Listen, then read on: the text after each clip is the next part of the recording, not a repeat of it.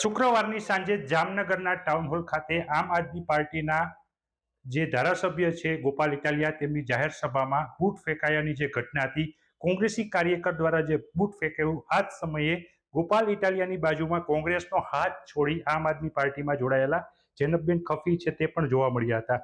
શું કહેશો? આખી ઘટના આપે નજરથી નિહાળી છે, રાજકીય રીતે આ કેવી રીતના જોવો છો? રાજકીય રીતે ખરેખર આ ખૂબ જ નિમ્ન કક્ષાનું રાજકારણ કહેવાય. રાજકારણ આટલું નિમ્ન કક્ષાએ ન જવું જોઈએ. અને આ જે ઘટના છે ને, આ ઘટનામાં જેમને જૂતું ફેંક્યું એ ભાઈ સમાજની આડ જે અત્યારે લે છે, સમાજનો જે અત્યારે એમ કે છે કે સમાજમાં અગાઉ જે બનાવ બનેલો હતો તેનો મેં બદલો લીધેલો છે. તો અગાઉ 4 થી 5 વખત જામનગર શહેરમાં ગોપાલભાઈ આવી ચૂકેલા છે. તો ત્યારે તેમનો સમાજ પ્રેમ કદાચ દબાયેલો હતો અને એ કોંગ્રેસ પક્ષ દ્વારા દબાવેલો હશે. હવે કોંગ્રેસ પક્ષ દ્વારા એ દબાવને વેગ મળ્યો, એટલા માટે થઈને એ આ કાર્ય નિમ્ન કક્ષાનું કાર્ય હું કહીશ ને, અને એ કાર્ય એમને કરેલું છે. ખાસ કરીને તમે કહો છો નિમ્ન કક્ષાનું આ જે કૃત્ય છે એ ગણાવી રહ્યા છો. કોંગ્રેસ એવું કહી રહી છે કે આની પાછળ કોંગ્રેસનો હાથ નથી. કોંગ્રેસના શહેર પ્રમુખ એવું કહ્યું છે કે કોંગ્રેસના સામાન્ય કાર્યકર છે અને સમાજને લઈને જે પ્રદીપસિંહ ઉપર જૂતું ફેંક્યું હતું તેનો એને બદલો લીધો છે. સમાજની જે મેં તમને વાત કરી કે સમાજની આડ લે છે ને સમાજ માટે જે કરવું હોય તો એ ત્યારે પણ કરી શકત. આ કાલે જે ઘટના બની ત્યારે ગઈકાલે બપોરના જ કોંગ્રેસ પાર્ટીનો એક વિરોધનો કાર્યક્રમ હતો, તેમાં તેમની સાથે આ ભાઈ હતા.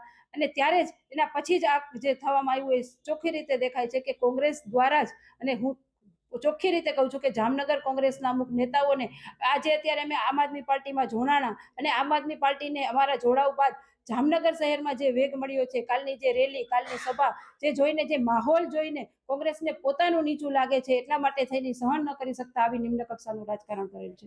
કોંગ્રેસ પ્રમુખ એવું પણ કહે છે કે જે ધારાસભ્ય સાથે આમ આદમી પાર્ટીના ધારાસભ્ય હેમંત ખવા છે એમની સાથેના ફોટા છે, ક્યાંક ને ક્યાંક આમ આદમી પાર્ટીએ જ આ આખો ખેલ ઊભો કર્યો હોય અને પ્રસિદ્ધિ મેળવવા માટેનું આ ષડયંત્ર ગણાવી રહ્યા છે.